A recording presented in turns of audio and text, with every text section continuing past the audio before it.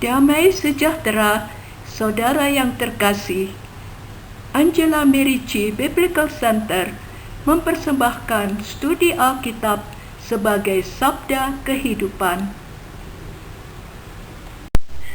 Dalam presentasi ini, kita akan mendalami surat pertama kepada Timotius. Ada baiknya sebelum mendengarkan presentasi, bahan di atas dibaca lebih dahulu, lalu mengikuti presentasi dengan Alkitab terbuka. Mari kita awali kegiatan ini dengan doa pembuka. Dalam nama Bapa dan Putra dan Roh Kudus. Amin. Bapa di surga, kami bersyukur Engkau telah mengutus Putramu untuk menyampaikan firman kehidupan kepada kami. Roh Kudus, terangilah hati kami agar makin mampu memahami dan mengamalkan sabda kehidupan itu dalam hidup kami sehari-hari. Oleh Kristus Tuhan kami. Amin. Surat pertama kepada Timotius merupakan pedoman untuk pengajaran iman. Timotius adalah murid Paulus sejak ia masih muda. Ia menemani Paulus dalam perjalanan misi kedua dan ketiga. Beberapa kali ia diutus Paulus sebagai utusan. Di sini rupanya ia diberi tugas supervisi atas gereja di wilayah Makedonia. Latar belakang: kedua surat kepada Timotius dan surat kepada Titus disebut surat pastoral karena mempunyai banyak persamaan. Surat ditujukan kepada pribadi sebagai pastor atau gembala umat. Kosakata dan gayanya berbeda dari surat-surat Paulus yang lain. Paulus merasa ajalnya sudah dekat. Ia khawatir tentang kemantapan jemaat-jemaatnya.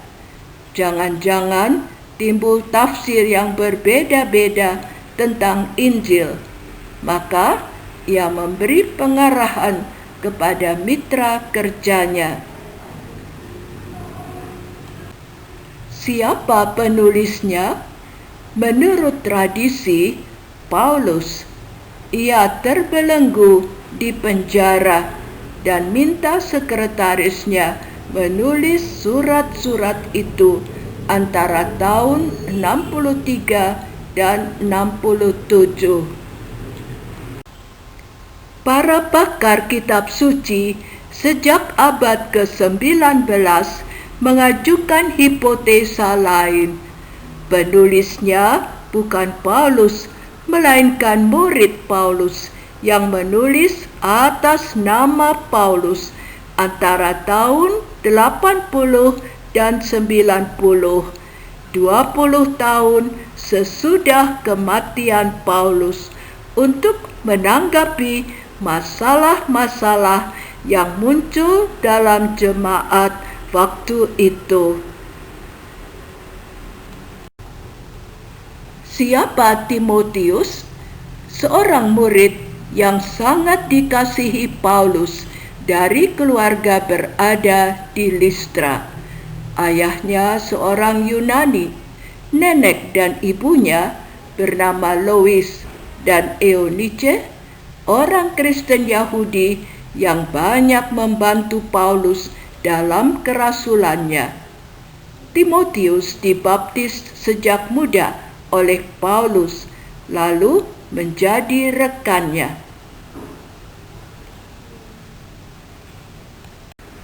Pesan pokok surat pertama kepada Timotius. Pertama, jagalah organisasi dan perkembangan harmonis jemaat Kristiani. Pimpinan gereja adalah sebagai berikut. Ada penilik jemaat, boleh disamakan dengan uskup. Ada diaken-diaken dan ada tua-tua. Itu merupakan jabatan, bukan tua menurut umur. Apa yang menjadi tugas dan syaratnya dijelaskan oleh Paulus.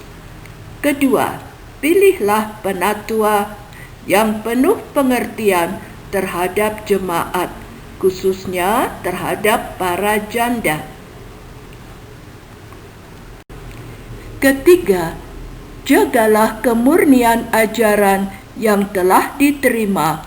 Waspada terhadap bid'ah para Yudais, guru-guru palsu, dan dongeng orang-orang yang tidak mengenal Allah. 4. Doronglah jemaat untuk mewartakan belas kasih Allah dalam berbagai segi kehidupan.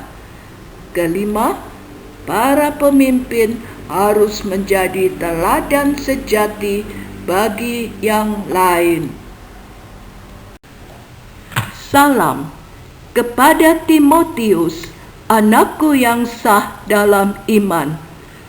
Kasih karunia, rahmat, dan damai sejahtera dari Allah Bapa dan Kristus Yesus Tuhan kita menyertai engkau.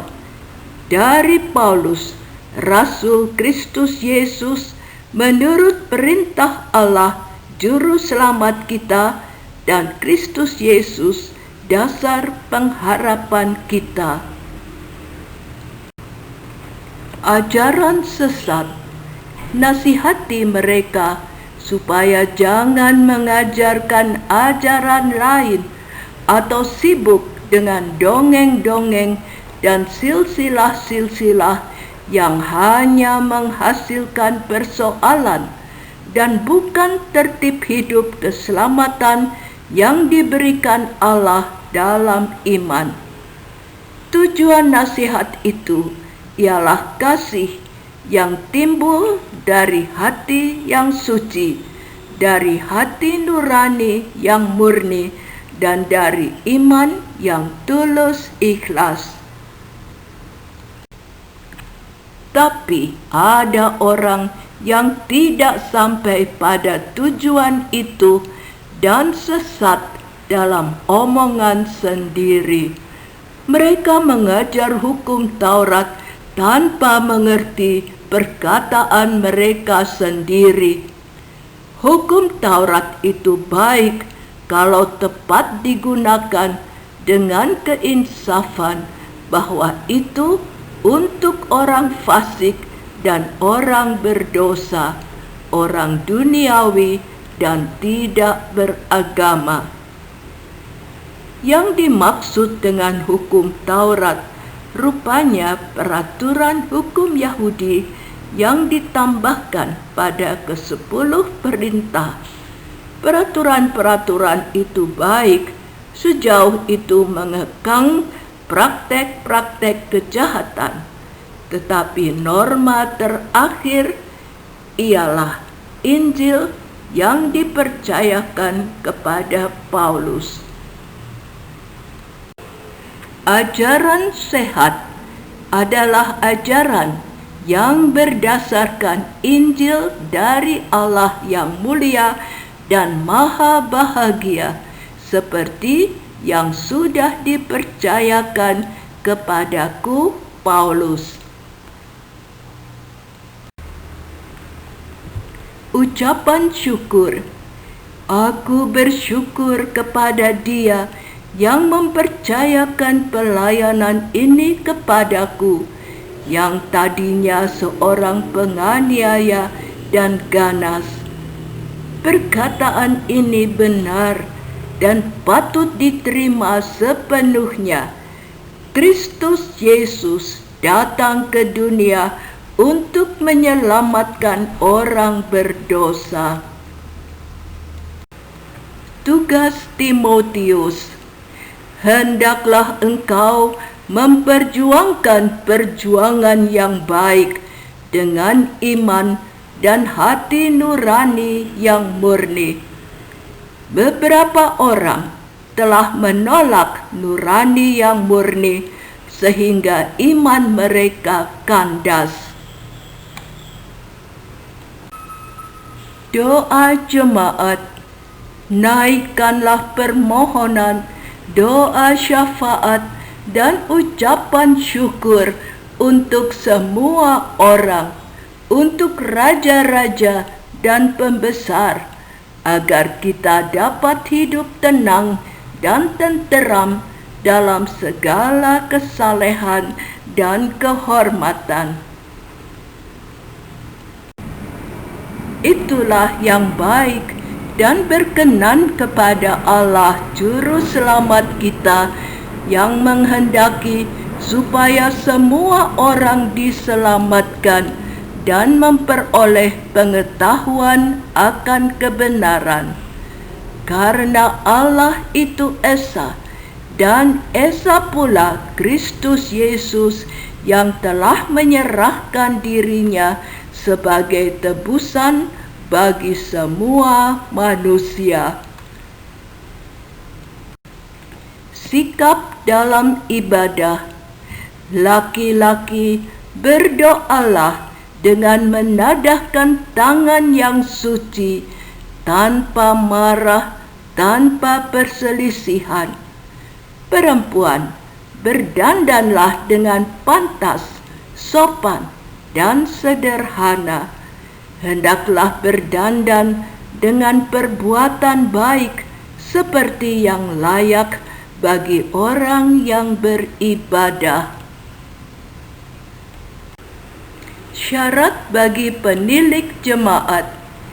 Ia harus seorang yang tak bercacat, suami dari satu istri, dapat menahan diri, bijak, sopan, suka memberi tumpangan, cakap mengajar orang, kepala keluarga yang baik, disegani dan dihormati oleh anak-anaknya.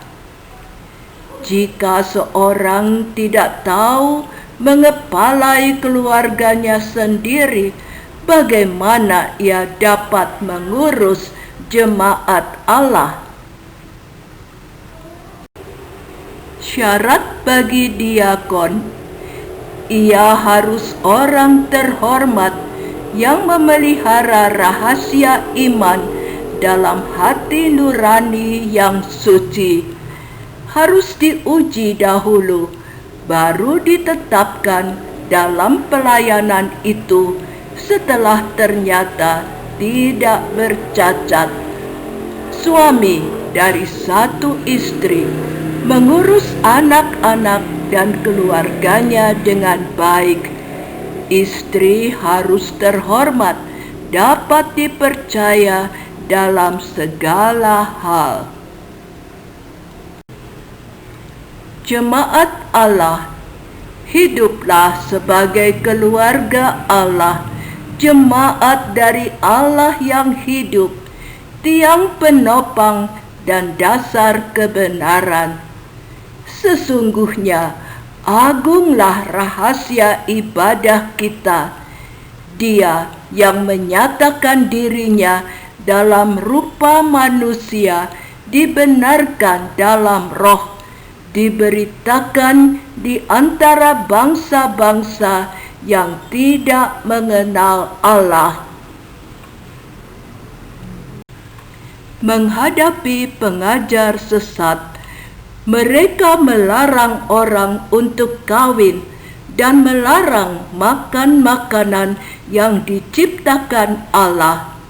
Semua yang diciptakan Allah itu baik, dan satu pun tidak ada yang haram asal diterima dengan ucapan syukur, sebab semuanya dikuduskan oleh firman Allah dan oleh doa.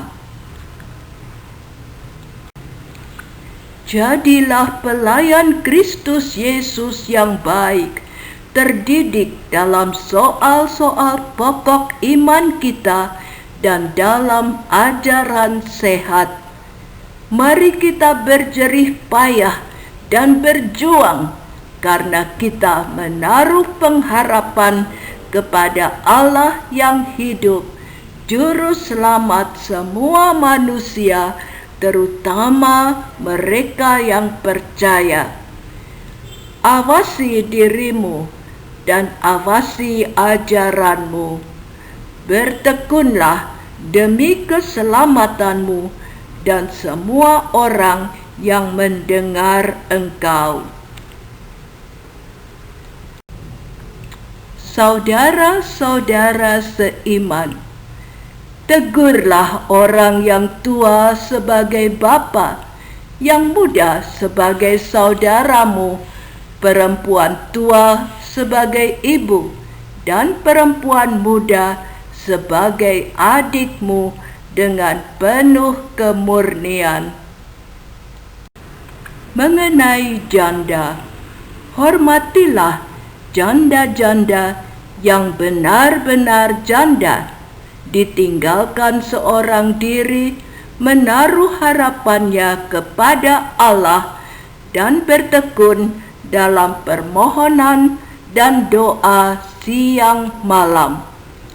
Yang didaftar sebagai janda adalah yang 60 tahun lebih, kawin 1 kali, dan telah melakukan pekerjaan baik. Janda muda sebaiknya kawin lagi.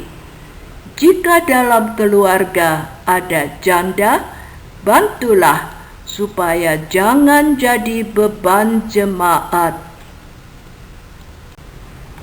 Beberapa petunjuk. Penatua-penatua yang baik pimpinannya patut dihormati 2 kali lipat, terutama mereka yang dengan jerih payah berkhotbah dan mengajar. Sebab seorang pekerja patut mendapat upahnya.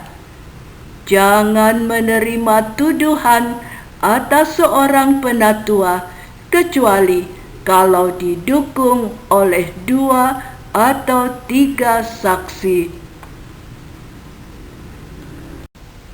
Seorang hamba Kristen harus menganggap tuannya patut dihormati supaya tidak menjelekkan nama Allah atau pengajaran kita.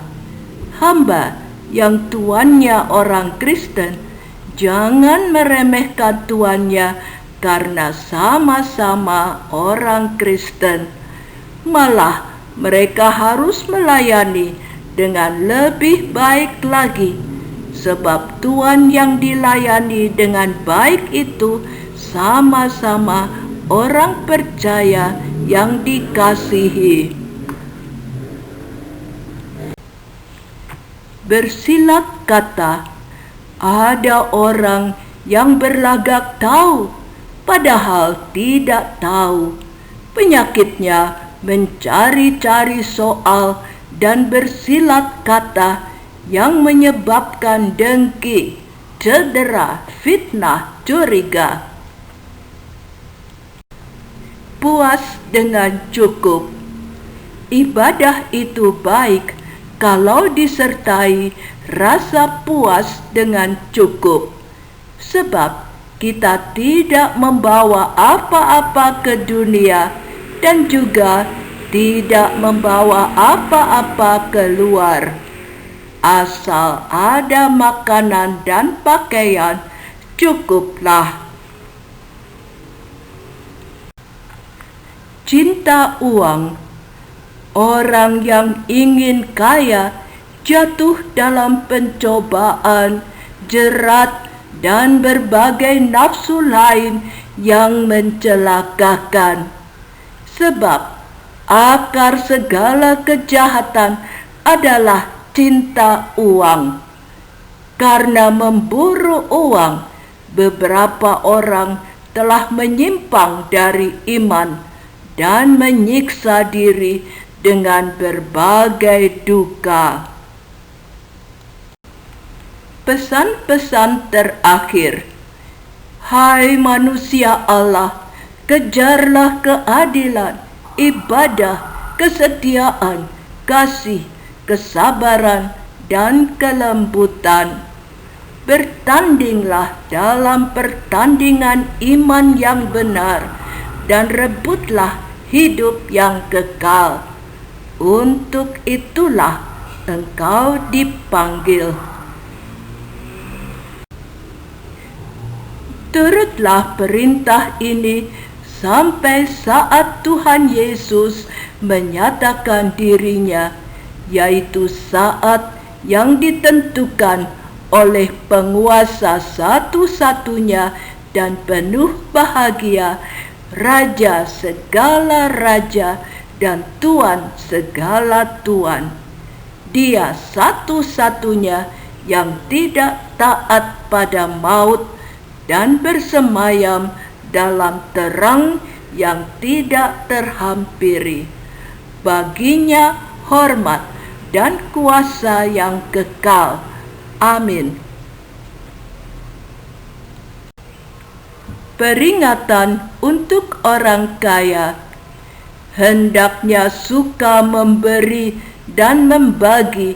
Dengan demikian, kamu mengumpulkan harta untuk hidup sebenarnya. Orang kaya jangan tinggi hati dan berharap pada sesuatu yang tidak tentu seperti kekayaan. Harapkan Allah yang dalam kekayaannya memberi kepada kita segala sesuatu untuk dinikmati. Berbuatlah baik, jadilah kaya dalam kebajikan. Penutup. Peliharalah yang dipercayakan kepadamu. Hindari omong kosong dan tidak suci dan pertentangan-pertentangan yang berasal dari apa yang disebut pengetahuan.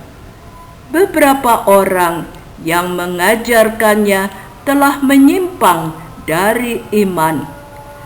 Kasih karunia menyertai kamu.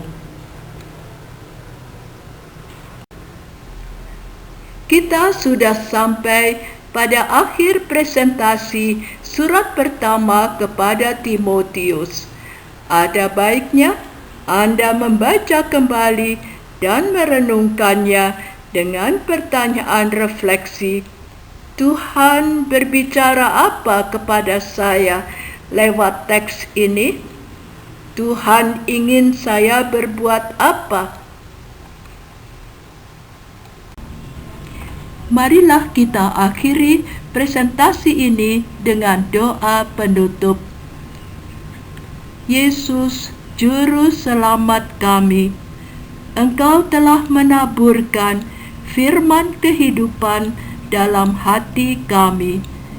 Jadikanlah hati kami seperti tanah yang baik, di mana benih sabda itu dapat tumbuh dan menghasilkan buah limpah bagi kemuliaan-Mu. Amin. Dalam nama Bapa dan Putra dan Roh Kudus. Amin.